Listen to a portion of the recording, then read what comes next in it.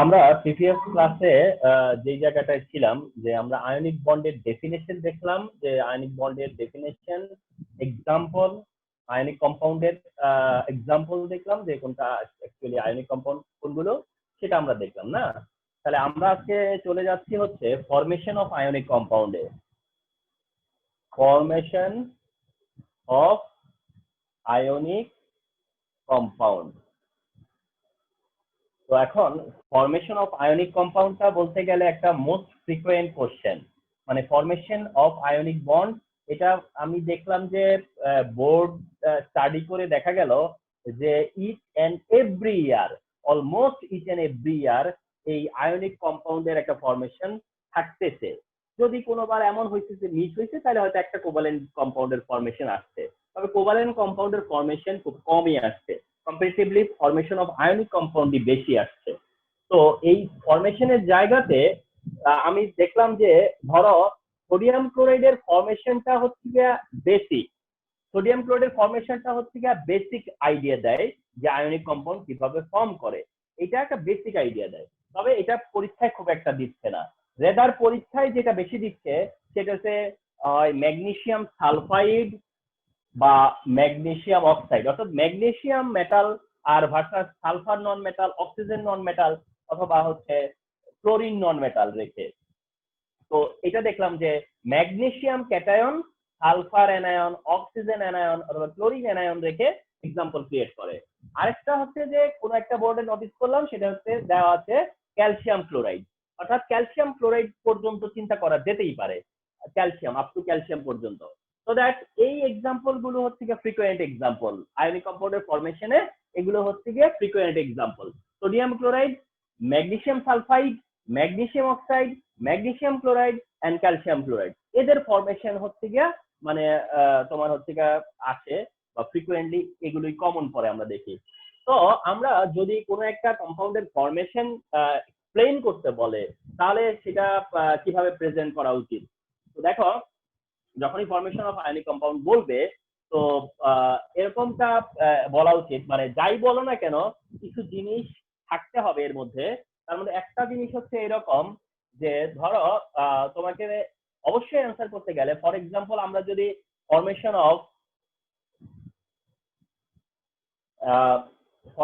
Of magnesium অক্সাইডের কথাই আসি, যেহেতু ম্যাগনেসিয়াম ওরিয়েন্টেড কোশ্চেনটাই বেশি হয়, তো আমরা ম্যাগনেসিয়ামকেই ধরি না কেন।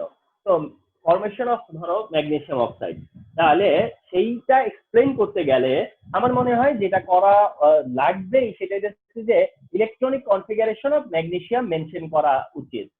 ইলেকট্রনিক কনফিগারেশন অফ ম্যাগনেসিয়াম এটা মেনশন করা উচিত ফার্স্টে, বা ম্যাগনেসিয়ামের জায়গায়। তো ম্যাগনেসিয়াম কত? 12, যেটা হচ্ছে 1s2, 2s2 এন্ড 2p6 আর হচ্ছে 3s2। ওকে, তো এটা মেনশন করা উচিত যে ইলেকট্রনিক কনফিগারেশন অফ ম্যাগনেসিয়াম কি সেটা মেনশন করলা। করার পরে দেন তুমি মেনশন করবা যে যেটা সেটা হইতেছে যে এরকম যে nearest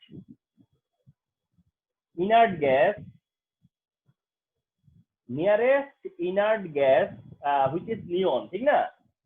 nearest inert gas which is neon, তাহলে এর নিয়ারেস্ট ইনার্ট গ্যাস হচ্ছে কি নিয়ন, অর্থাৎ সাথে সাথে নিয়নের ইলেকট্রনিক কনফিগারেশন যেটা 10 সেটা মেনশন করতে পারো, 1s2, 2s2, 2p6।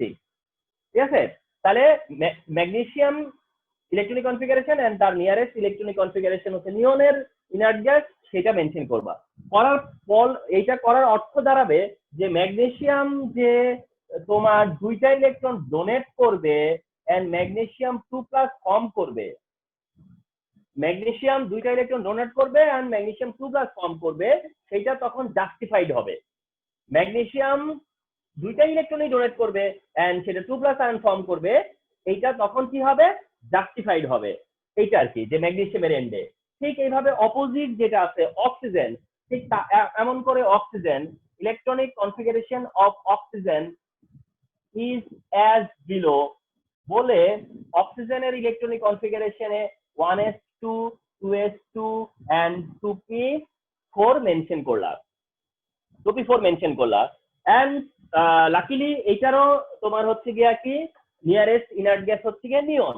যদি নন মেটালের নিয়ারেস্ট ইনার্ট গ্যাস অন্য কেউ হতো তাহলে আবার তুমি কি দেখাতা, ইলেকট্রনিক কনফিগারেশন দেখাতা। বাট যেহেতু এখানে দুইটারই নিয়ারেস্ট হচ্ছে গিয়ে নিয়ন, মানে দুইজনেরটাই কমন, তাহলে আর নিয়ন আর রিপিট ইলেকট্রনিক কনফিগারেশনের দরকার নাই। তো তুমি বলতে পারো যে electronic configuration of oxygen is as below বলে অক্সিজেনের কনফিগারেশন দেখালা। দেখায় তুমি জাস্ট এইটা মেনশন করলা যে nearest inert gas is also neon 10, also neon 10, অর্থাৎ ইলেকট্রনিক কনফিগারেশন দেখানোর দরকার পড়লো না। তারপরে অক্সিজেন ওই দুইটা ইলেকট্রন নিয়ে অক্সাইড ফর্ম করলো। কি হলো? অক্সাইড ফর্ম করলো। তার মানে ম্যাগনেসিয়ামের পার্ট দেখাবা এন্ড অক্সিজেনের পার্ট দেখাবা। সো দ্যাট তোমার ইন্ট্রোডাকশন দেওয়ার পরে এই এইগুলো পয়েন্ট আউট করবা, এই জায়গাগুলোকে পয়েন্ট আউট করবা। আচ্ছা, এই জায়গা পয়েন্ট আউট হবার পর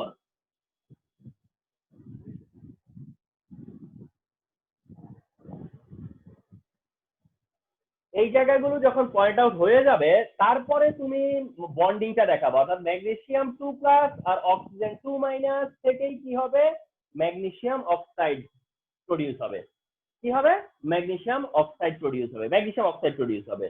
তো এইভাবে তুমি ম্যাগনেসিয়াম অক্সাইডের ফরমেশন তোমরা এক্সপ্লেন করতে পারো। তবে এখানে কথা হচ্ছে যে ডায়াগ্রামের ব্যাপারটা কি আসবে বা ডায়াগ্রামটা কি ইনক্লুড করা উচিত কি উচিত না।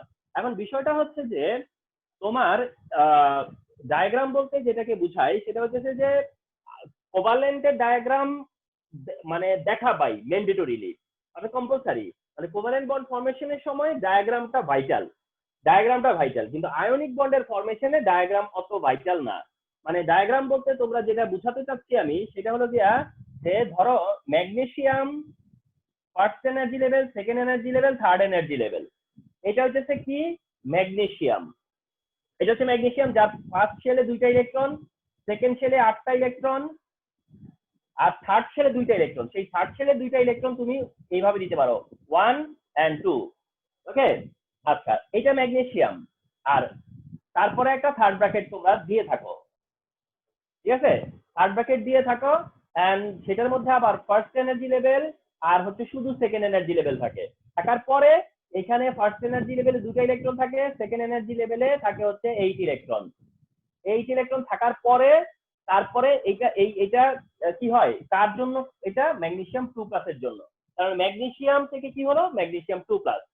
ম্যাগনেসিয়াম থেকে হলো ম্যাগনেসিয়াম 2+। কিভাবে? এইভাবে অক্সিজেনটাকে ড্র করবা ফার্স্ট এনার্জি লেভেল আর সেকেন্ড এনার্জি লেভেল পর্যন্ত অক্সিজেন। তো ফার্স্ট এনার্জি লেভেলে তার 2টা ইলেকট্রন, সেকেন্ড এনার্জি লেভেলে যে 6টা ইলেকট্রন, সেই 6টা ইলেকট্রন কিভাবে থাকবে?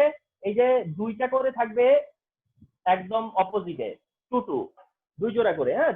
আর একটা সিঙ্গেলি, এই একটা সিঙ্গেলি থাকলো, এই একটা সিঙ্গেলি থাকলো। ওকে, এটা হচ্ছে কোনটা? সেটা হলো অক্সিজেন, মেনশন করলাম। আবার তারপরে আবার চলে যাওয়া হচ্ছে তার অক্সাইড ফর্মে।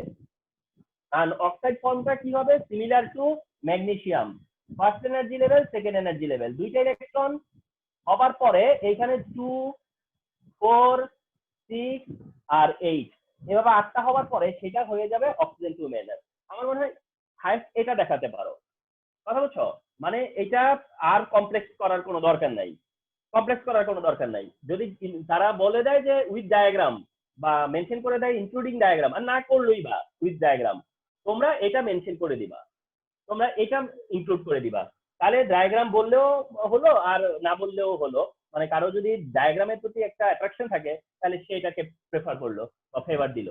তো দ্যাট এটা এইভাবে মেনশন করবা। ওকে, এভাবে মেনশন করবা। আমি বলতেছি কোন ভাবে মেনশন করবা না, তাতে একটু বিপদ আছে। মানে বিপদ হইতেছে কি কোন জায়গায়? সেটা হচ্ছে যে কোভালেন্ট বন্ডের সময় যেটা করো সেটা হলো গিয়া 2টা অ্যাটমকে কি করো? কাছাকাছি নিয়ে আসো। মানে তাদের মধ্যে শেয়ারিংটা নিয়ে আসো, ঠিক না? তাদের মধ্যে যে শেয়ারিংটা, এই শেয়ারিংটা তোমরা কিন্তু ইয়ে করো, কি বলা হয়, যখন কোভালেন্ট হয় তখন কিন্তু 2টা অ্যাটমকে তোমরা কি করো? ইলেকট্রন শেয়ার করে দেখাও, দুইটাকে ইলেকট্রন শেয়ার করে দেখাও। সেই কাজটা আয়নিক বন্ডেও কিছু কিছু হয়। কিভাবে হয় আয়নিক বন্ডে? এটা হচ্ছে আয়নিক বন্ডে কি করে? মার্কিং করে যে ইলেকট্রন এই যে অক্সিজেনের দিকে যাচ্ছে। এটাকে কি করে অ্যারো সাইন দিয়ে মার্কিং করে। এটা কোনো দরকার নাই, মানে অত কমপ্লেক্সে যাওয়ার দরকার নাই, বাট এতটুকু দিও, আমি যতটুকু দিলাম এতটুকু দিও। ওকে, তো আয়নিক বন্ডের ফরমেশন তোমার 3 মার্কসের জন্য আসবে। তো you need to say something, অর্থাৎ তুমি তো কিছু বলবাই। যেমন তুমি বলবা যে এটা মেটাল, এটা নন মেটাল, এরা আয়নিক বন্ড ফর্ম করবে, আয়নিক বন্ড ফর্ম করতে গিয়ে ইলেকট্রন ডোনেট করবে, ও ইলেকট্রন অ্যাকসেপ্ট করবে, এ ক্যাটায়ন হবে, ও অ্যানায়ন হবে, এক্সেট্রা এক্সেট্রা যা যা বলার কথা সেগুলো কিন্তু বলবা। বলে এই যে তোমার হচ্ছে গিয়ে প্রেজেন্টেশনটা, এই প্রেজেন্টেশনটাও দিবা। তো দ্যাট এর থেকে আর বেশি তো দিয়ে 3 মার্ক জন্য আর অত বেশি দরকারও হবে না, আর তোমার মার্ক কাটার কোনো সুযোগও নাই। তো একটা আয়নিক বন্ডের ফরমেশন ফর এক্সাম্পল বাকি যাদেরও হবে তাদেরটাও সেম ওয়েতেই দেখাবা।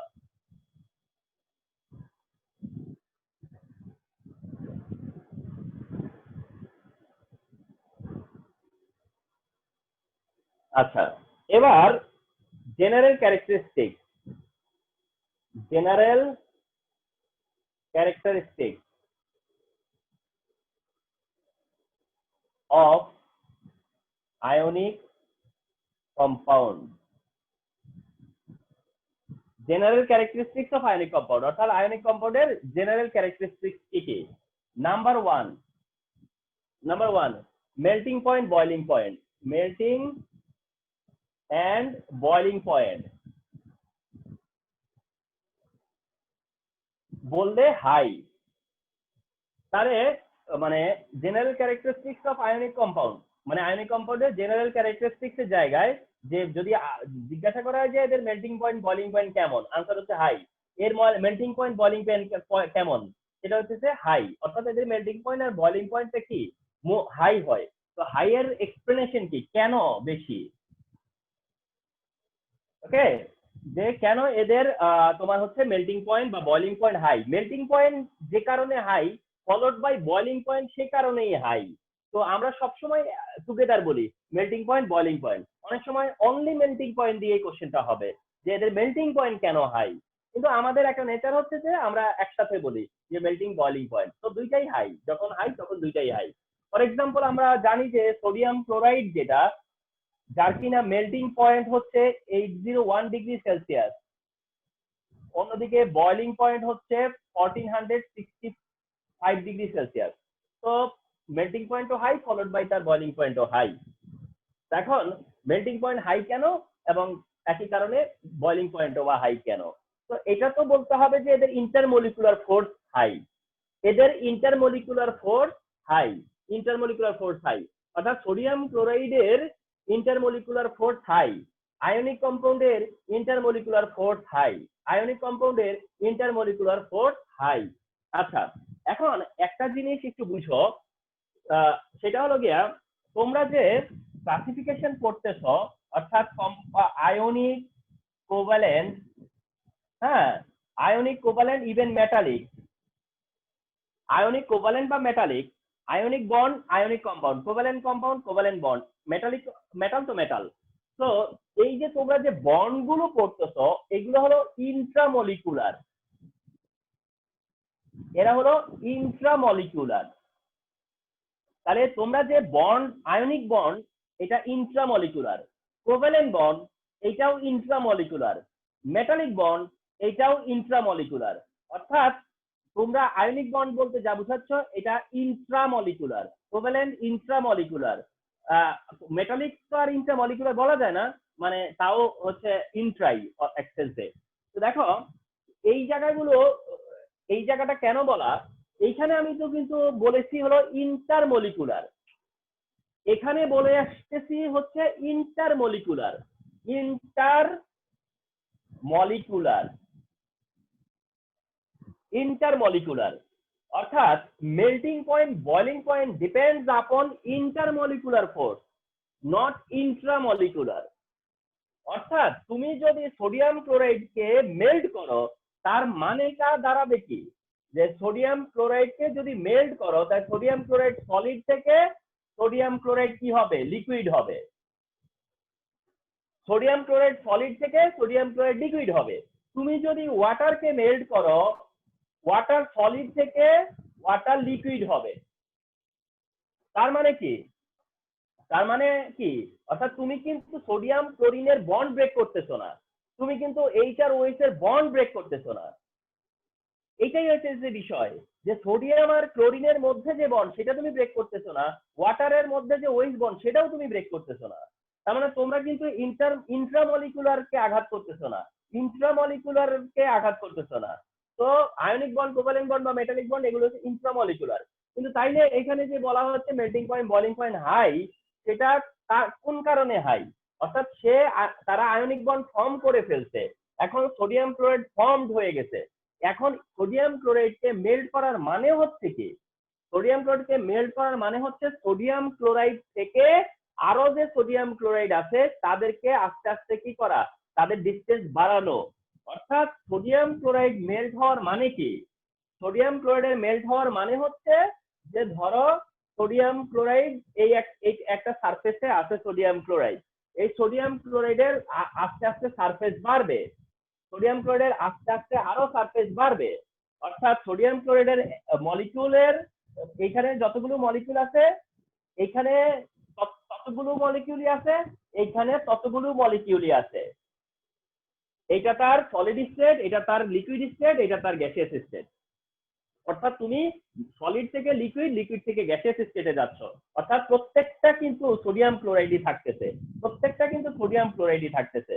তো দ্যাট তোমরা ব্রেক করতেছো হলো ইন্টারমলিকুলার ফোর্স, তোমরা ব্রেক করতে চাচ্ছ হচ্ছে ইন্টারমলিকুলার ফোর্স। তো দ্যাট রিমেম্বার, এটা মাথায় রাখতে হবে যে মেল্ট করা মানে সোডিয়াম ক্লোরাইডের থেকে ক্লোরিনকে আলাদা করে দেয়া না। সোডিয়াম ক্লোরাইডই থাকবে। একটা সোডিয়াম ক্লোরাইড থেকে আমরা আরেকটা সোডিয়াম ক্লোরাইডের থেকে তাকে সরিয়ে আনবো। একটা সোডিয়াম ক্লোরাইডের সাথে আরেকটা সোডিয়াম ক্লোরাইডের মধ্যে একটা অ্যাট্রাকটিভ ফোর্স ছিল, আমরা সেই ফোর্সটাকে ব্রেক করতেছিলাম, সেই ফোর্সটা ব্রেক করছি, যেটাকে ইন্টারমলিকুলার ফোর্স বলে। আর তোমরা জানো যে এখানে যে ইন্টারমলিকুলার ফোর্সটা কাজ করে আয়নিক কম্পাউন্ডে, সেটাকে বলা হয় ইলেকট্রোস্ট্যাটিক ফোর্স।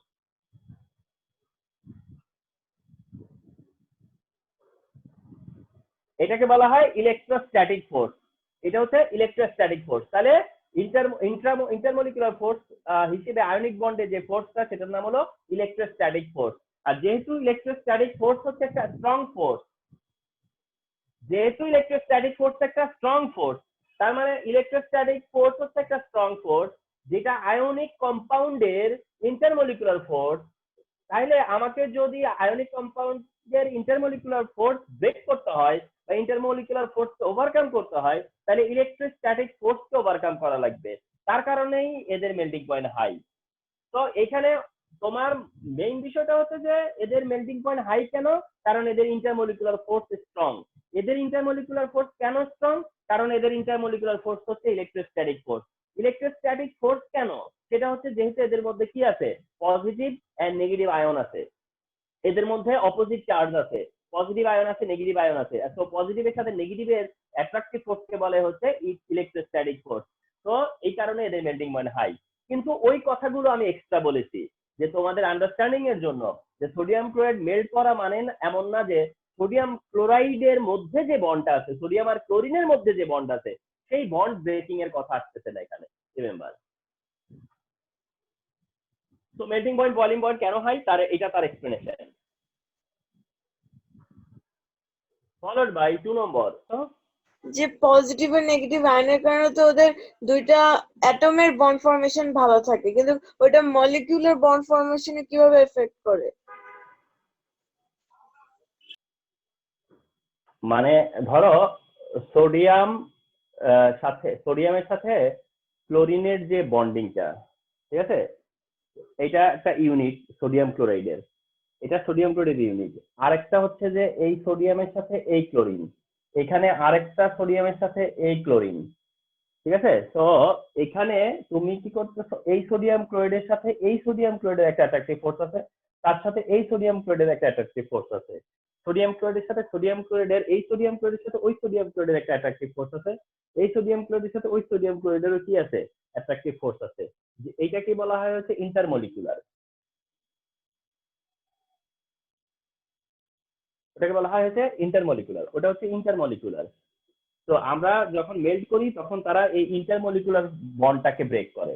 অর্থাৎ সোডিয়াম ক্লোরাইডের সাথে সোডিয়াম ক্লোরাইডের যে বন্ডিংটা সেটা তারা ব্রেক করে, যার কারণে ইন্টারমলিকুলার ফোর্সের কথা আসছে এখানে। হ্যাঁ, কিন্তু আর এইখানে যেটা সোডিয়াম আর ক্লোরিন, শুধু সোডিয়াম আর ক্লোরিনের মধ্যে তারা যখন বন্ড ফর্ম করে তখন যেটা কাজ করে সেটার নাম হলো ইন্ট্রামলিকুলার। আমরা ব্রেক করতেছি হচ্ছে গিয়া তোমার সোডিয়াম ক্লোরাইডের একটা মলিকুল, তার থেকে এটা একটা সোডিয়াম ক্লোরাইড মলিকুল, ওটা একটা সোডিয়াম ক্লোরাইড মলিকুল, এটা একটা সোডিয়াম ক্লোরাইড মলিকুল, এটা একটা সোডিয়াম ক্লোরাইড মলিকুল। এই মলিকুল গুলোকে আমরা কি করতেছি, আস্তে আস্তে তাদের মধ্যে ইন্টারমলিকুলার ডিসটেন্সটা বাড়তেছে, তাদের ডিসটেন্সটা বাড়তেছে, আবার তাদের ডিসটেন্সটা আরো বাড়তেছে। এই কাজটা আমরা করতেছিলাম আর কি। এই কাজটা এইটাই হচ্ছে গিয়া তোমার melting and boiling followed by.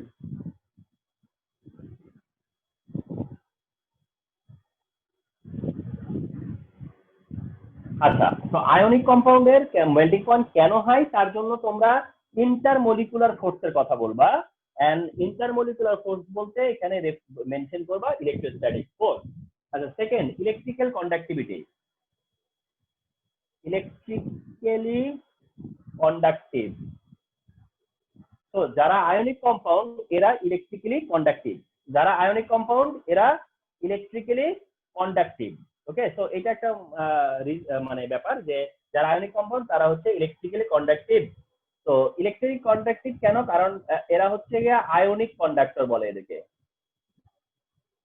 এরা হচ্ছে আয়নিক কন্ডাক্টর।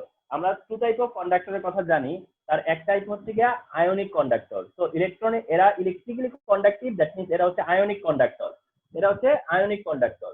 তবে এখানে বলার আগে যে এরা কন্ডাক্টিভ, তবে নট ইন সলিড ফর্ম। এরা কন্ডাক্টিভ কিন্তু সেটা কিসে না, সলিড ফর্মে না। এরা কন্ডাক্টিভ তবে ওটা কি না, সলিড ফর্মে না। এরা সলিড ফর্মে কন্ডাক্টিভ না, এরা হচ্ছে কন্ডাক্টিভ হলো মল্টেন স্টেটে, মল্টেন স্টেট অর সলিউশন। তো এরা মল্টেন স্টেটে হচ্ছে ইলেকট্রিক্যালি কন্ডাক্টিভ, মল্টেন স্টেটে ইলেকট্রিক কন্ডাক্টিভ, অথবা সলিউশনে এরা হচ্ছে মানে হচ্ছে গিয়ে কন্ডাক্টিভ, আয়নিক কন্ডাক্টর এরা। কারণ আয়নিক কন্ডাক্টর কেন এরা, কারণ এরা ফ্রি আয়ন্স এর কারণে। এদের মধ্যে কি থাকে, ফ্রি আয়ন্স থাকে, free ion. For example sodium chloride, তার থেকে কি হয় সোডিয়াম আয়ন আর কি হয় ক্লোরাইড আয়ন। তো sodium ion and chloride ion produce করে। তো যারা আয়নিক কম্পাউন্ড তারা আয়ন প্রডিউস করে, আয়ন লিবারেট করে। তো তাদের মধ্যে ফ্রি আয়ন্স থাকে।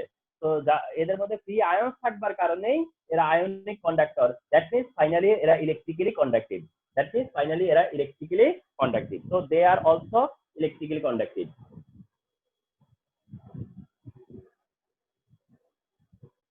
Number 3, solubility. সলিবিলিটি, তো তারপরে হচ্ছে সলিবিলিটি। তো এরা হচ্ছে in general soluble in water, soluble in water but insoluble in organic solvent। তাহলে এরা ওয়াটারে সলিউবল। ওকে, সলিবিলিটি কি, যেটা water soluble, soluble in water but insoluble in organic solvent.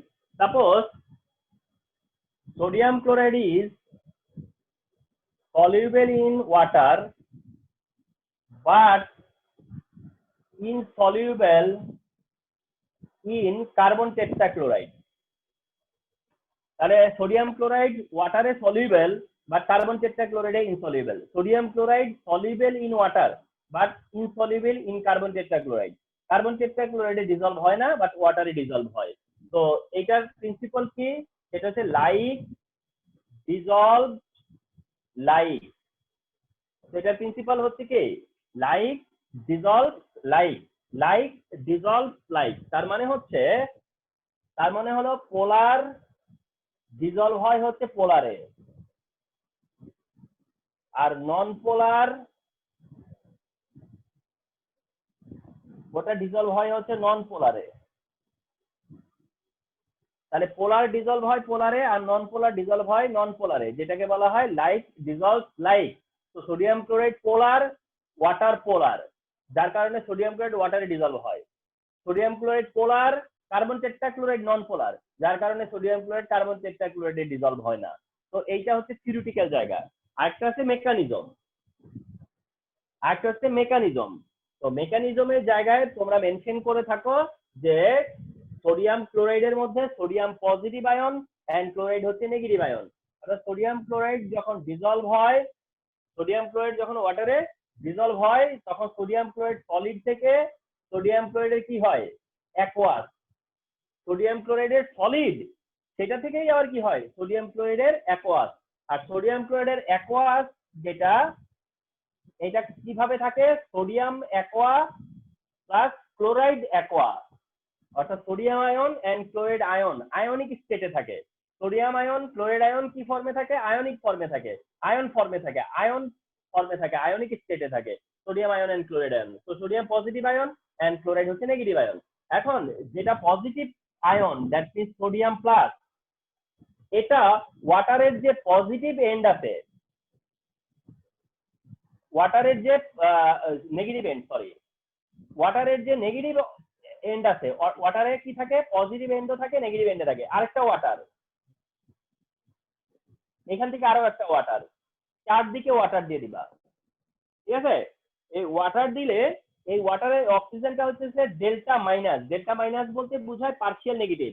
এটা হচ্ছে ডেল্টা প্লাস, এটা হচ্ছে ডেল্টা প্লাস, এইটা আবার ডেল্টা মাইনাস, এটা ডেল্টা প্লাস, এটা ডেল্টা প্লাস, এটা হচ্ছে ডেল্টা মাইনাস, এটা ডেল্টা প্লাস, এটাও ডেল্টা প্লাস।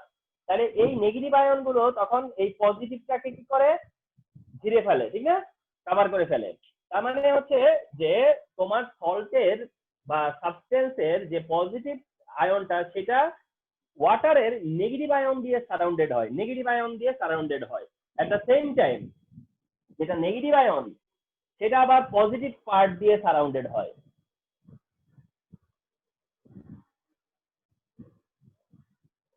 এই যে তাকে খুবই টেকনিক্যালি পজিটিভ পার্ট দিয়ে কি করবা, সারাউন্ডেড করবা।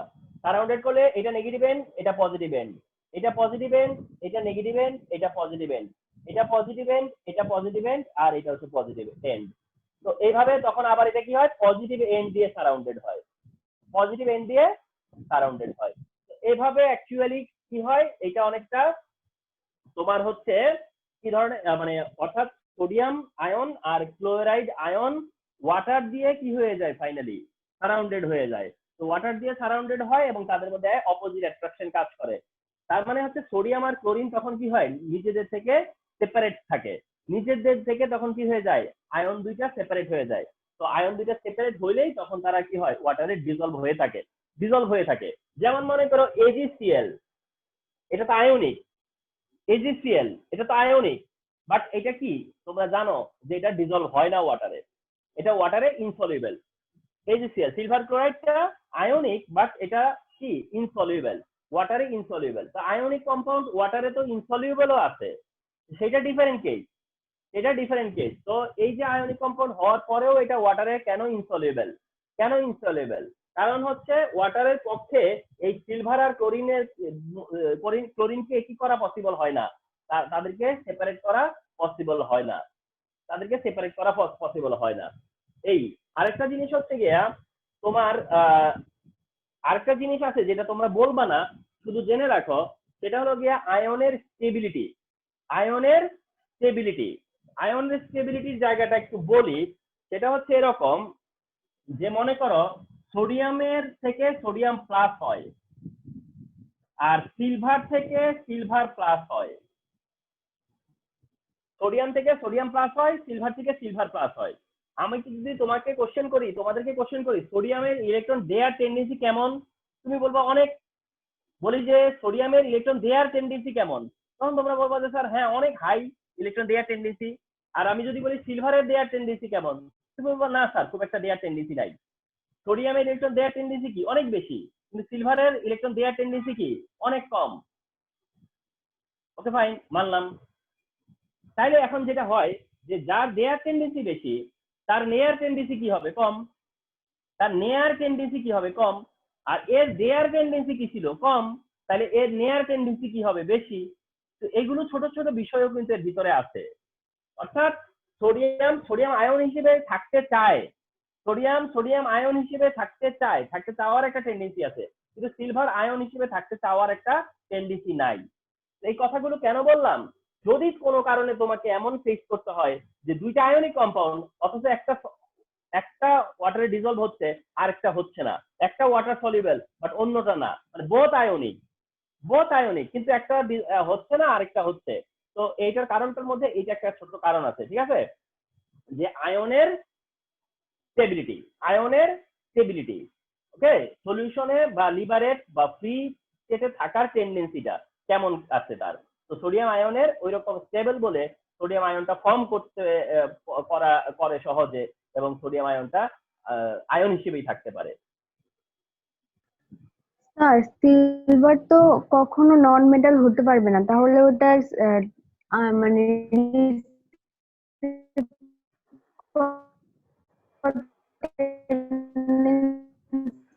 বেশি কিভাবে হয়? আবার বলো, ওই সময় কেটে গেছে, কথাগুলো কেটে আসছে। হ্যাঁ বলো।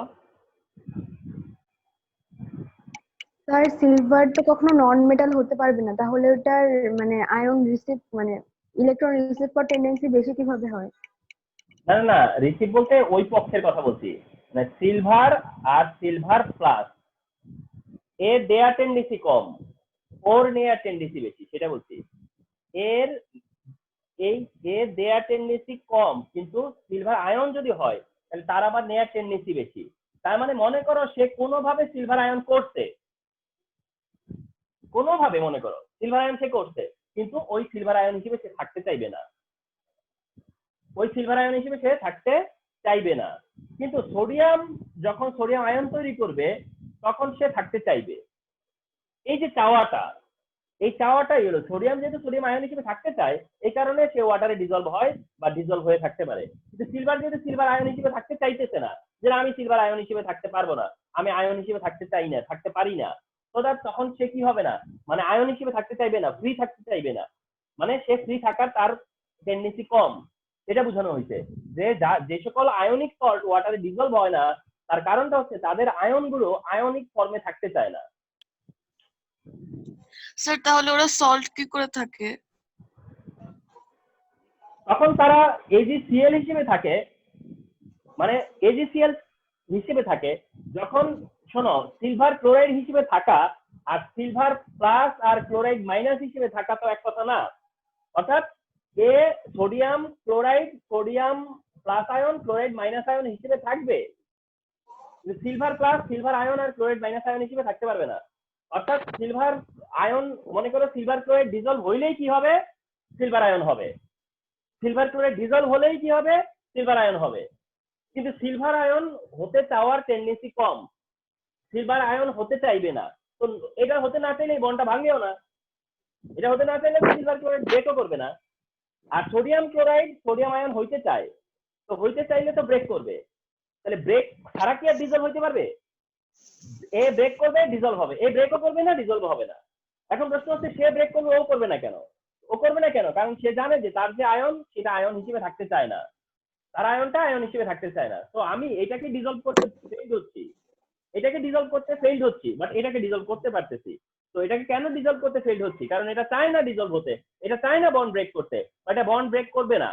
মানে বন্ড ব্রেক করলেই সে জানে যে তার যে আয়ন হবে সে আয়নটা কি না, স্টেবল না, তার জন্য সে কি হবে না, ওই আয়নের কাছে যেতেই চাইবে না। আচ্ছা, এবার 1 2 3, তো এগুলো হচ্ছে যে তোমার এক্সপ্লেনেশনের জায়গা থেকে আয়নিক কম্পাউন্ডের হচ্ছে জেনারেল ক্যারেক্টারিস্টিক। তবে আরেকটা জিনিস আছে যে এরা হইতেছে তোমার ফর্ম ক্রিস্টাল, অর্থাৎ যারা আয়নিক কম্পাউন্ড তাদের আরেকটা টেন্ডেন্সি হচ্ছে যে এরা কি করে, ক্রিস্টাল ফর্ম করে। তো যারা আয়নিক কম্পাউন্ড তারাই কি করে, ক্রিস্টাল ফর্ম করে। যারা আয়নিক কম্পাউন্ড তাদের মধ্যে একটা টেন্ডেন্সি হচ্ছে ক্রিস্টাল ফর্ম করে। তো ক্রিস্টাল ফর্ম করা হচ্ছে এদের একটা জেনারেল হচ্ছে তোমার ফেনোমেনা, এদের একটা জেনারেল ক্যারেক্টারিস্টিক যে এরা ক্রিস্টাল ফর্ম করতে চায় বা ক্রিস্টাল ফর্ম করে। এরা বিভিন্ন রকম ক্রিস্টাল ফর্ম করে, এরা ডিফারেন্ট ক্রিস্টাল ফর্ম করে। আয়নিক কম্পাউন্ডের অনেক ক্রিস্টাল আছে তোমরা জানো। তো এই ক্রিস্টাল গুলো হচ্ছে এরকম, যেমন মনে করো সোডিয়াম ক্লোরাইড, এটাও একটা ক্রিস্টাল। সোডিয়াম ক্লোরাইডের যে ক্রিস্টাল, এটা ক্রিস্টালাইন, লাইন। তো সোডিয়াম ক্লোরাইডটা কি ক্রিস্টালাইন, সোডিয়াম ক্লোরাইডটা ক্রিস্টালাইন। এন্ড এটা হচ্ছে তোমার সোডিয়াম ক্লোরাইডের, যদিও তোমাদের ক্রিস্টালের কথা এভাবে বলা না হইতে পারে, সেটা হচ্ছে এরা অক্টাহেড্রাল। সোডিয়াম ক্লোরাইডটা হচ্ছে অক্টাহেড্রাল, সোডিয়াম ক্লোরাইড হচ্ছে ক্রিস্টালাইন এবং এটা হচ্ছে অক্টাহেড্রাল। সোডিয়াম ক্লোরাইডটা হচ্ছে অক্টাহেড্রাল। এন্ড সোডিয়াম ক্লোরাইডের যেই মানে ক্রিস্টাল যেই ইয়েটা ছবিটা দেওয়া আছে বইয়ে, অর্থাৎ সোডিয়াম ক্লোরাইডকে যেইভাবে ড্র করে দিতে, ওইটা তোমাদের জন্য একটু কমপ্লেক্স হতে পারে। তোমরা সোডিয়াম ক্লোরাইডের ক্রিস্টালের জন্য একটা সিম্পল ড্রয়িং দিতে পারো। সিম্পল ড্রয়িংটা এভাবে দিবা, এটা ড্র করবা ফার্স্টে। হ্যাঁ, এটা ড্র করবা, করে এই দুইটা কর্নার থেকে এই কানেকশন করবা, আবার এই কর্নার থেকে এইভাবে কানেক্ট করবা। অনেকটা হচ্ছে যে লেটারের খামের মতো। হ্যাঁ, এভাবে করবা, করে আচ্ছা এটা একটু এই জায়গা দিই, ঠিক আছে। এরপরে কি করবা, এই কর্নার থেকে এই মাথায় যাবা, এই কর্নার থেকে এই মাথায় আসবা, আবার এই কর্নার থেকে এই মাথায় আসবা, ওই কর্নার থেকে এই মাথায় আসবা। এইটাই হচ্ছে গিয়ে shape of sodium chloride crystal. এটাই হচ্ছে shape of sodium chloride crystal, এবং যেটা হচ্ছে অক্টাহেড্রাল। তোমরা ভালো করে দেখে দেখো, একটা দুইটা এরকম, মানে খুব ভালো করে দেখতে চারটা হেড্রাল আছে আর কি, কথা বুঝছো? চারটা, এদিক থেকে চারটা আছে, ওই দিক থেকে চারটা আছে। ওকে, তো এইটাই হচ্ছে গিয়ে সোডিয়াম ক্লোরাইড ক্রিস্টাল, যেটা হচ্ছে অক্টাহেড্রাল। এটা হচ্ছে অক্টাহেড্রাল, যেখানে তোমার হয় কি এই কর্নারে, এই একটা কর্নার, দুইটা কর্নার, তিনটা কর্নার, চারটা কর্নার, পাঁচটা কর্নার, এই যে ছয়টা তোমার হচ্ছে ডিফারেন্ট অ্যাটম থাকে, ডিফারেন্ট আয়ন থাকে। এই ছয়টা ডিফারেন্ট আয়ন থাকে, আর মাঝখানে একটা আয়ন থাকে, তো এই একটা আয়নকে ঘিরে এরকম ছয়টা আয়ন থাকে। তার মানে হচ্ছে, যদি মনে করো যে এমনটা, যে এটা ইকুয়াল টু সোডিয়াম প্লাস, তাহলে ওইটা হলো গিয়ে ক্লোরাইড মাইনাস। তার মানে যদি সোডিয়াম সেন্ট্রাল হয় তাহলে ছয়টা ক্লোরিন, অথবা ক্লোরিন যদি সেন্ট্রাল হয় তাহলে ছয়টা সোডিয়াম আছে। তো এটাই হচ্ছে গিয়ে সোডিয়াম ক্লোরাইডের ক্রিস্টাল ফর্ম। এটা সোডিয়াম ক্লোরাইডের মানে ক্রিস্টাল বলা হয়, এটাকে সোডিয়াম ক্লোরাইডের ক্রিস্টাল। তো তোমরা এমনিতে জানো যে ব্লু ভিট্রিয়ল আছে, গ্রিন ভিট্রিয়ল আছে, জিপসাম আছে, হোয়াইট ভিট্রিয়ল আছে, পটাসিয়াম আছে, তো ডিফারেন্ট ক্রিস্টাল আছে। তো এর মধ্যে সোডিয়াম ক্লোরাইড ক্রিস্টালটা এই চ্যাপ্টারে মেনশন করা আছে। তাহলে যারা আয়নিক কম্পাউন্ড এরা ক্রিস্টালাইন, যারা আয়নিক কম্পাউন্ড এরা ক্রিস্টালাইন। তো এরা যে ক্রিস্টালাইন তার একটা এক্সাম্পল যে সোডিয়াম ক্লোরাইড, যেটা হচ্ছে অক্টাহেড্রাল হচ্ছে এর শেপ, আর এটা হচ্ছে সেই অক্টাহেড্রাল। তো এইটা হচ্ছে অক্টাহেড্রাল। আবার ছোট্ট করে ড্র করে দেখাই কিভাবে ড্র করছিলাম আমি।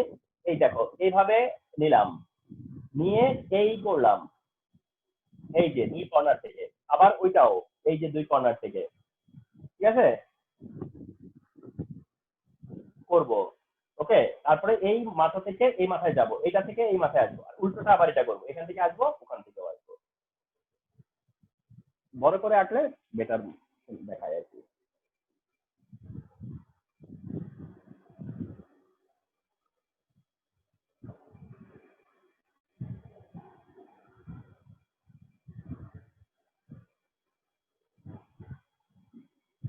আচ্ছা, তো এই আয়নিক কম্পাউন্ডের এগুলো হচ্ছে যে তোমাদের জন্য আর কি জেনারেল ক্যারেক্টারিস্টিক, যেগুলো অলওয়েজ আসছে আর কি। হ্যাঁ, কোভালেন্ট কম্পাউন্ড,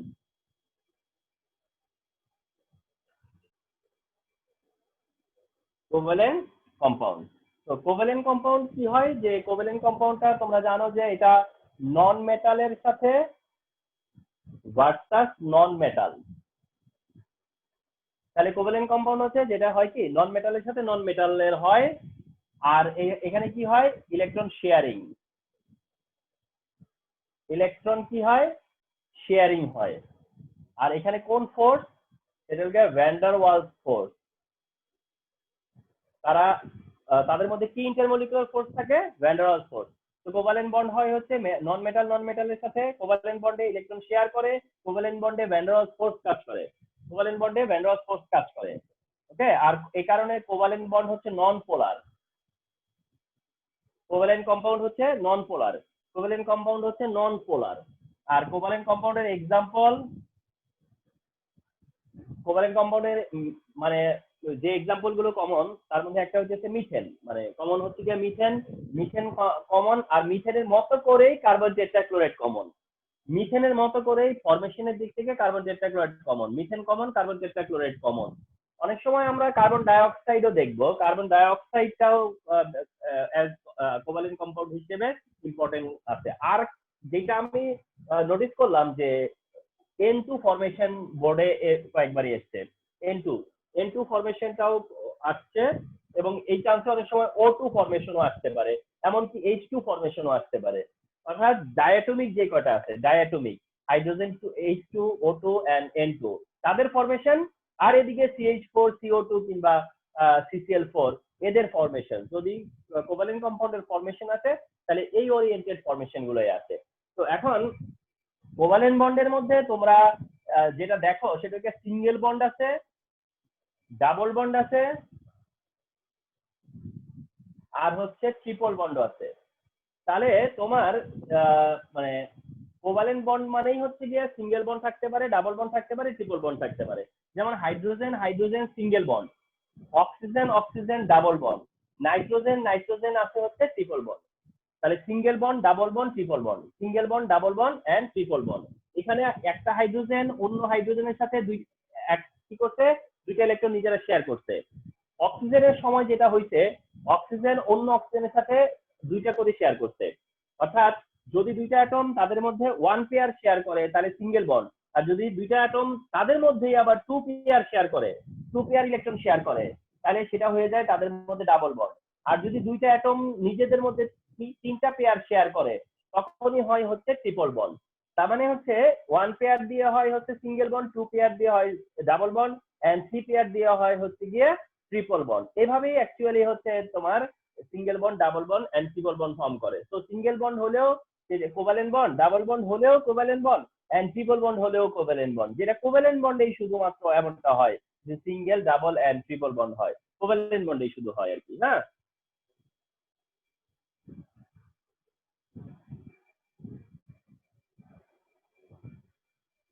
তো কোভালেন্ট বন্ডের ক্ষেত্রে তোমার হচ্ছে যে ডায়াগ্রামটা, যেমন হাইড্রোজেনের সাথে এটা একটা হাইড্রোজেন অ্যাটম, আবার ধরো তোমার একটা হাইড্রোজেন অ্যাটম। তো এখন এরা কি করছে, এই যে দুইটা ইলেকট্রন শেয়ার করছে, মানে কোভালেন্ট বন্ডের সময় এই এই শেয়ারিংটা দেখাবা। কোভালেন্ট বন্ডের সময় এই শেয়ারিংটা হবে, এই যে হাইড্রোজেন হাইড্রোজেন কি করলো, শেয়ার করলো, হাইড্রোজেন হাইড্রোজেন শেয়ার করলো। আবার মনে করো এরকম যে এটা হাইড্রোজেনই রইলো, এটা হাইড্রোজেনই রইলো, কিন্তু অন্যটা হচ্ছে ক্লোরিন। তো অন্যটা যখন ক্লোরিন, তখন ক্লোরিনের আউটার শেলের ইলেকট্রনটা কোথায় আছে, থার্ড এনার্জি শেলে। তো সেইভাবেই স্পেস তৈরি করবা, first energy shell, second energy shell, first nucleus, first energy shell, second energy shell, third energy shell, খুব টেকনিক্যালি ড্র করে দিবা। ঠিক আছে, তখন তাদের মধ্যে এই যে দুইটা ইলেকট্রন তারা শেয়ার করছে, দুইটা শেয়ার করার পরে হাইড্রোজেনের তো ছিল এই দুই একটা, তাহলে এর কয়টা, 2 4 6 8, আবার হচ্ছে 2 4 6 আর 8। তাহলে এতে করে কি হলো, হাইড্রোজেন ক্লোরিন হইলো, হাইড্রোজেন এন্ড ক্লোরিন হইলো। তো হাইড্রোজেন ক্লোরিন এভাবে করলাম, হাইড্রোজেন ক্লোরিন হলে এভাবে করলাম। আবার মনে করো এমনটা হলো যে এটাও ক্লোরিন, ওটাও ক্লোরিন, ক্লোরিন ক্লোরিন, তাহলে এই ক্লোরিনের nucleus, first energy shell, second energy shell, third energy shell. আবার এই chlorine, first energy shell, second energy shell, এই যে থার্ড এনার্জি শেল। তো তারা কি করলো, এই দুইটা শেয়ার করলো, দুইটা শেয়ার করার পরে তার কত, ওইদিকে ফার্স্ট এনার্জি শেলে 2, সেকেন্ড এনার্জি শেলে 2 4 6 8, থার্ড এনার্জি শেলে 2 4 6 আর 8। আবার ওরও 1 2 2 4 6 8, আবার এর 2 4 6 আর এই দুইটা সহ 8। তাহলে কি করলো তারা, ক্লোরিন তাদের মধ্যে এই যে ইলেকট্রন শেয়ার করছে, তাহলে কি হলো, ক্লোরিন ক্লোরিন বন্ড। এইভাবে hydrogen hydrogen bond, hydrogen chlorine bond, বা chlorine chlorine bond, or oxygen oxygen bond. ঠিক আছে, তো যখন কোভালেন্ট বন্ডের ডেসক্রিপশন দিবা তখন তোমরা অবশ্যই শেয়ারিংটা এভাবে দেখাবা। অর্থাৎ একটা দুইটা অ্যাটমের মধ্যে তারা যখন অক্টেট ফিল আপ করে তখন সেটা কিভাবে শেয়ার করে সেটা দেখে যাবা। আচ্ছা, এবার তোমরা যে জায়গাগুলো নক দিয়ে যাবা, যেহেতু আজকে ক্লাসের পরে আজকে রাতেই তোমরা কোশ্চেন পেয়ে যাচ্ছ, সেই কারণে আমি র্যাপিড ধরেও শেষ করে দিচ্ছি। সেটা হলো বন্ড পেয়ার আর হচ্ছে lone pair electron. Bond pair and lone pair electron, bond pair and lone pair electron, এইটা তোমার স্টাডিতে থাকতে হবে। মনে করো যদি বলি যে O2, এটাতে বন্ড পেয়ার কয়টা আর লোন পেয়ার কয়টা আছে, ঠিক আছে? যে এটাতে কয়টা বন্ড পেয়ার আছে আর কয়টা লোন পেয়ার আছে। O2 মধ্যে কয়টা বন্ড পেয়ার আছে, কয়টা লোন পেয়ার আছে। তাহলে অক্সিজেন অক্সিজেন কি হয়? Double bond. Oxygen oxygen double bond যদি হয় তাহলে কয়টা বন্ড হলো? দুইটা বন্ড। তো দুইটা বন্ডে কয়টা ইলেকট্রন হবে? চারটা। তাহলে পেয়ার যেহেতু বলছে তাহলে 2 পেয়ার। তাহলে বন্ড পেয়ার কয়টা? যেহেতু ডাবল বন্ড তো বন্ড পেয়ার কয়টা হবে? দুইটা হবে। কিন্তু লোন পেয়ার কত? তো তোমরা জানো যে অক্সিজেন যখন দুইটা করে ইলেকট্রন শেয়ার করে তারপরেও তার কাছে কি থাকে? প্রত্যেকটা অক্সিজেনের কাছে কয়টা করে লোন পেয়ার থাকে? দুইটা করে লোন পেয়ার। তার মানে কয়টা লোন পেয়ার আছে? চারটা লোন পেয়ার। কয়টা লোন পেয়ার আছে? চারটা। তো বন্ড পেয়ার আছে দুইটা আর লোন পেয়ার আছে চারটা। আচ্ছা আমরা যেমন দেখি পারি কিনা, যেমন HCl দিল, দিয়ে বললো যে বন্ড পেয়ার কয়টা আছে আর লোন পেয়ার কয়টা আছে। HCl মানে একটা সিঙ্গেল বন্ড, তাহলে একটা বন্ড পেয়ার। আর লোন পেয়ার কার কাছে আছে? ক্লোরিনের কাছে 3 জোড়া, তো 3টা লোন পেয়ার। আমরা যদি মনে করো আমার কাছে জানতে চাইলো যে N2, তাহলে বন্ড পেয়ার কয়টা, লোন পেয়ার কয়টা? তাহলে N2 তে বন্ড পেয়ার কয়টা আর হচ্ছে লোন পেয়ার কয়টা? তো NN কি হয়? Triple bond. তো NN যদি ট্রিপল বন্ড হয় তাহলে কয়টা বন্ড পেয়ার হয়? 3টা বন্ড পেয়ার, ঠিক না? এখন লোন পেয়ার কয়টা? এই অক্সিজেন নাইট্রোজেন একটা লোন পেয়ার, এই নাইট্রোজেন একটা লোন পেয়ার, তাহলে দুইটা লোন পেয়ার কয়টা হলো? দুইটা লোন পেয়ার হইলো। তো এইভাবে তোমার বন্ড পেয়ার লোন পেয়ার জানতে চাওয়ারও কিন্তু একটা রিজন আছে, যে জানতে চাইবে যে বন্ড পেয়ার কয়টা, লোন পেয়ার কয়টা। দেখি SO3, সাপোজ যে SO3 তে কয়টা বন্ড পেয়ার আছে, কয়টা লোন পেয়ার আছে? SO3 তে মনে করো যে SO3 সালফার ট্রাইঅক্সাইড, এতে কয়টা বন্ড পেয়ার আছে আর কয়টা লোন পেয়ার আছে, ঠিক না? মনে করো তোমরা সেটা জানো কিনা। তো কয়টা বন্ড পেয়ার আছে, কয়টা লোন পেয়ার আছে। এখন তোমার অক্সিজেনের সাথে তোমার হচ্ছে সালফার ট্রাইঅক্সাইড, তো তার মানে সালফার কি করছে? ডাবল বন্ড, ডাবল বন্ড আর ডাবল বন্ড। তাহলে সালফার অক্সিজেন কয়টা ইলেকট্রন শেয়ার করলো? সালফার অক্সিজেন এই তো, ঠিক না? 3টা অক্সিজেন।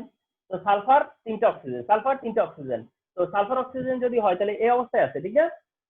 এই অবস্থাটাতে আছে সালফার সাথে অক্সিজেন, 3টা অক্সিজেন। তাহলে অক্সিজেন যদি শুধু ডাবল বন্ড ফর্ম করে তাহলে অক্সিজেনের কাছে দুইটা লোন পেয়ার থাকে। অক্সিজেন যদি শুধু ডাবল বন্ড ফর্ম করে, দুইটা lone pair. Oxygen double bond form করছে, শুধু দুইটা লোন পেয়ার, দুইটা লোন পেয়ার। তাহলে এবার আসো বন্ড পেয়ার কয়টা? বন্ড পেয়ার হইতেছে, বন্ড আছে কয়টা? 3টা ডাবল বন্ড, তার মানে 6টা বন্ড পেয়ার। কিন্তু লোন পেয়ার কয়টা? কয়টা লোন পেয়ার? ঠিক আছে, এখানেই বিষয়টা যে কয়টা লোন পেয়ার আছে, কয়টা লোন পেয়ার আছে। এখন অক্সিজেনের কাছে তোমার 3টা অক্সিজেনের কয়টা আছে? 6টা লোন পেয়ার আছে। প্রত্যেকটাতে দুইটা করে লোন পেয়ার, তার মানে 3টা অক্সিজেনের 6টা লোন পেয়ার আছে। তো তোমাদের কাছে অ্যাপারেন্টলি মনে হবে যে 6টা লোন পেয়ার, মনে হবে যে 6টা লোন পেয়ার। কিন্তু সালফারের দিকে যদি তাকাও, সালফার 3টা অক্সিজেনের সাথে কয়টা করে দিয়ে শেয়ার করছে? দুইটা শেয়ার করে ফেলছে। সালফারে কয়টা করে শেয়ার করে ফেলছে? দুইটা শেয়ার করে ফেলছে। তো সালফারের ব্যালেন্স ছেলে কয়টা ছিল? ছিলই তো 6টা। তো দুইটা তো শেয়ারই করে ফেলছে, তার মানে তার কাছে আর নাই। তার মানে এখানে বন্ড পেয়ারও 6টা, লোন পেয়ারও 6টা, বন্ড পেয়ারও 6টা, লোন পেয়ারও 6টা। তো এইভাবে তোমাদেরকে দেখতে হবে, স্ট্রাকচার করে দেখতে হবে যে how many bond pair and how many lone pair, how many bond pair and how many lone pair. এটা কিন্তু সব দিক থেকে, সব মানে পুরো অ্যাটমটাতেই দেখতে হবে, মানে পুরো মলিকুলের যতটা অ্যাটম আছে সবার দিক থেকেই দেখতে হবে যে লোন পেয়ার আছে কয়টা, বন্ড পেয়ার আছে কয়টা।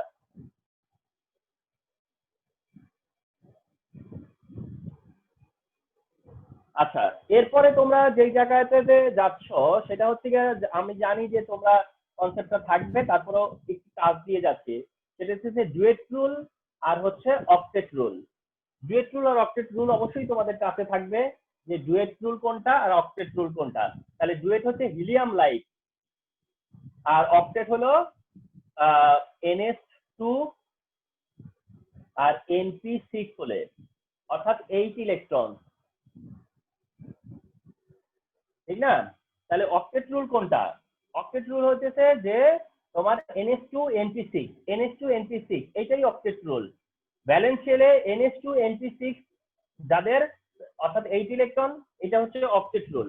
আর ডুয়েট রুল হইতেছে যেটা শুধুমাত্র হিলিয়ামের অর্থাৎ NH2। ডুয়েট রুল হলো NH2 হিলিয়াম লাইট। তো হিলিয়াম লাইট হলো গিয়ে ডুয়েট রুল আর অক্টেট রুল। তো কারা ডুয়েট রুল ফলো করে, তো কারা অক্টেট রুল ফলো করে, এটা তোমাদের নলেজে থাকে। আচ্ছা, অবশ্যই তারপরে পড়বা হচ্ছে exception of octet. Exception of octet অর্থাৎ অক্টেটের কি আছে, আবার এক্সেপশনস আছে। অক্টেটের দুই ধরনের এক্সেপশনস আছে। একটা হলো অক্টেট হচ্ছে কন্ট্রাকশন, একটা আছে অক্টেট কন্ট্রাকশন। তার এক্সাম্পল হচ্ছে বোরন ট্রাইফ্লোরাইড, তার এক্সাম্পল হচ্ছে বেরিলিয়াম ডাইক্লোরাইড। বোরন ট্রাইফ্লোরাইড আর বেরিলিয়াম ডাইক্লোরাইড, এদের মধ্যে অক্টেট ইনকমপ্লিট, এদের অক্টেট ইনকমপ্লিট। বোরন ট্রাইফ্লোরাইডে এন্ড বেরিলিয়াম ডাইক্লোরাইডে এই দুইটাতেই অক্টেট ইনকমপ্লিট। এটাতে অক্টেট ইনকমপ্লিট কারণ বোরনের ভ্যালেন্স শেলে 3টা ইলেকট্রন, বোরনের ভ্যালেন্স শেলে 3টা ইলেকট্রন। তো সে যদি 3টা ফ্লোরিনের সাথে সেটা শেয়ার করে, 3টা ফ্লোরিনের সাথে সেটা শেয়ার করে, তাহলেও কিন্তু তার অক্টেট ফিল আপ হয় না, তার অক্টেট ফিল আপ হয় না।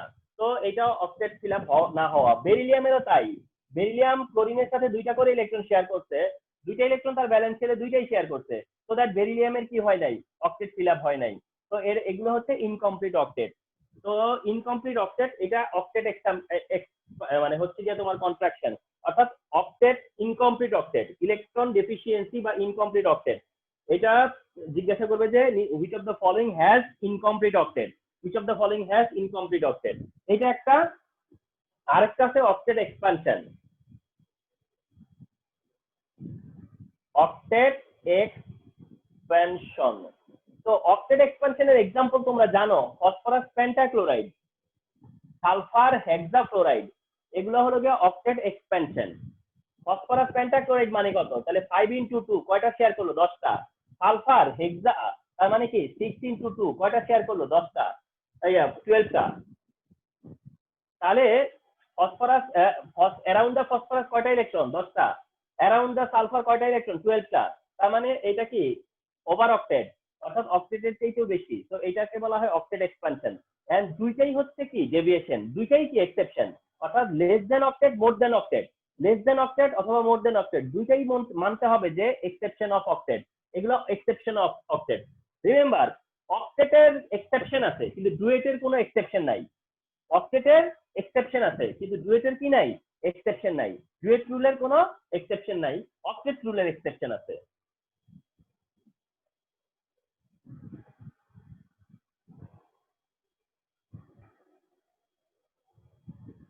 আচ্ছা, এরপরে তোমরা যে জায়গাটায় দেখে যাবা এখানে, সেটা হলো গিয়ে graphite versus diamond. Graphite versus diamond, ঠিক আছে? তোমরা জানো এগুলাকে বলা হয় অ্যালোট্রপ অফ কার্বন, এগুলোকে বলা হয় হলো allotropes of carbon. Graphite and diamond, graphite and diamond এদেরকে বলা হয় অ্যালোট্রপস অফ কার্বন। অ্যালোট্রপস কি, অ্যালোট্রপস আর different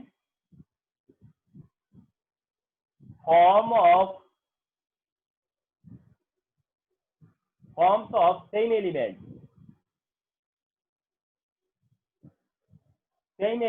অর্থাৎ একই এলিমেন্টের different form, same element, different forms of same element, different forms of same element. একই এলিমেন্টের ডিফারেন্ট ফর্মকে বলা হয় অ্যালোট্রপ। একই এলিমেন্টের ডিফারেন্ট ফর্ম হলে ওটাকে বলে অ্যালোট্রপ। আর এই গ্রাফাইট এন্ড ডায়মন্ড হচ্ছে কার্বনের অ্যালোট্রপ, কার্বনের অ্যালোট্রপ। কার্বন ছাড়াও অনেকেরই অ্যালোট্রপ আছে, ফর এক্সাম্পল কার্বন। তো গ্রাফাইট এটাও কার্বন, আবার ডায়মন্ড এটাও carbon, but two different carbon. তাহলে two different phase of carbon, এই টাইপটাকে বলা হয় অ্যালোট্রপ। তো গ্রাফাইটের জায়গাতে তোমার যেমন একটা জিনিস আছে যে গ্রাফাইট, যেটা গ্রাফাইট এটা হলো সফট স্লিপারি। গ্রাফাইট হচ্ছে সফট এন্ড স্লিপারি, গ্রাফাইট হচ্ছে soft and slippery. Graphite electrically conductive, electrically conductive. তাহলে গ্রাফাইট হচ্ছে সফট এন্ড স্লিপারি, আবার গ্রাফাইট হচ্ছে গিয়ে তোমার ইলেকট্রিক্যালি কন্ডাক্টিভ। অন্যদিকে ডায়মন্ড, ডায়মন্ড হচ্ছে হার্ড, ডায়মন্ড হচ্ছে হার্ড, আর ডায়মন্ড হচ্ছে নন কন্ডাক্টিভ, ডায়মন্ড হচ্ছে নন কন্ডাক্টিভ। তো এই জায়গাটা ক্লিয়ার থাকতে হবে যে গ্রাফাইট এন্ড ডায়মন্ডের যে ডিফারেন্সিয়েশন। আচ্ছা, তারপরে গ্রাফাইটটা তোমরা জানো যে এটা হেক্সাগোনাল, কিনেকে দিবা, মানে বেনজিন বা জাস্ট ওই পাই বন্ড গুলা দিবা না, মানে বেনজিন বেনজিন করে করে যাবা, ঠিক আছে? এরকম একটা বেনজিন করবা, এই বেনজিনের কে ইয়ে করে আবার আরেকটা বেনজিন করবা, ঠিক আছে?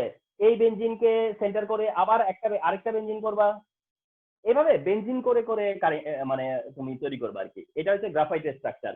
আর অন্যদিকে ডায়মন্ডের স্ট্রাকচার হলো গিয়া এই যে একটা কার্বনের সাথে 4টা কার্বন, তোমরা জানো একটা কার্বনের সাথে কয়টা কার্বন থাকে? 4টা কার্বন, যেটা মিথেনের শেপ অনেকটা, এটা হচ্ছে মিথেনের শেপ। তো এটা হচ্ছে হেক্সাগোনাল, হেক্সাগোনাল। আর এটাকে বলা হয় হলো টেট্রাহেড্রাল। তাহলে ডায়মন্ড হচ্ছে টেট্রাহেড্রাল আর গ্রাফাইট হচ্ছে হেক্সাগোনাল, ডায়মন্ড হচ্ছে সেখানে টেট্রাহেড্রাল। আচ্ছা, গ্রাফাইটের একটা কার্বনের সাথে 3টা কার্বন অ্যাটাচ থাকে, গ্রাফাইটে একটা কার্বনের সাথে 3টা কার্বন অ্যাটাচ থাকে, আর ডায়মন্ড হচ্ছে একটা কার্বনের সাথে 4টা কার্বন অ্যাটাচ থাকে, যার কারণে কার্বন তার ভ্যালেন্স শেলের সবগুলো ইলেকট্রন ইউজ করে বন্ডিং এর জন্য। কিন্তু গ্রাফাইটের কার্বন কি করে? তার ভ্যালেন্স শেলের 3টা ইলেকট্রন ইউজ করে, একটা ইলেকট্রন ইউজ করে না। ওই ইলেকট্রনটাকে বলা হয় ডিলোকালাইজড ইলেকট্রন, ওই ইলেকট্রনটাকে বলা হয় মোবাইল ইলেকট্রন, ডিলোকালাইজড ইলেকট্রন বা ফ্রি ইলেকট্রন। তো যাদের মধ্যে ফ্রি ইলেকট্রন থাকে বা ডিলোকালাইজড ইলেকট্রন থাকে তারাই ইলেকট্রিক্যালি কন্ডাক্টিভ, এবং সেই কারণে এটা সফট এন্ড স্লিপারি। এই কারণে এটা সফট এন্ড স্লিপারি, কারণ এটা উইক, বন্ড উইক। আর ওদিকে ওটা টেট্রাহেড্রাল, আর টেট্রাহেড্রাল হওয়ার কারণে ওইটা যেহেতু স্ট্রং বন্ড ফর্ম করে, সেই কারণে ওটা হার্ড। আর যেহেতু কোনো ইলেকট্রন ফ্রি নাই, তার কারণে ওটা হচ্ছে নন কন্ডাক্টিভ, ওটা হচ্ছে নন কন্ডাক্টিভ। তো এই হচ্ছে গ্রাফাইট ভার্সাস হচ্ছে গিয়ে তোমার ডায়মন্ড। এইটা দিয়েও আমি দেখলাম যে বেশ সেভারাল টাইম এই কোশ্চেনও হয়েছে যে কার্বন স্টেমে থাকে এন্ড কোশ্চেন করছে যে কার্বনের একটা ফর্ম ইলেকট্রিক্যালি কন্ডাক্টিভ বাট আরেকটা ফর্ম ইলেকট্রিক্যালি নন কন্ডাক্টিভ কেন। তো দ্যাট এই ধরনের কোশ্চেনও আছে। তাহলে এই হচ্ছে টোটাল কেমিক্যাল বন্ড। আমি র্যাপিড শেষ করে দিলাম, আর তোমরা রাতের মধ্যে কোশ্চেনটা পেয়ে যাচ্ছ, আর সানডের মধ্যে কোশ্চেনের আনসার সাবমিট করবা। ওকে।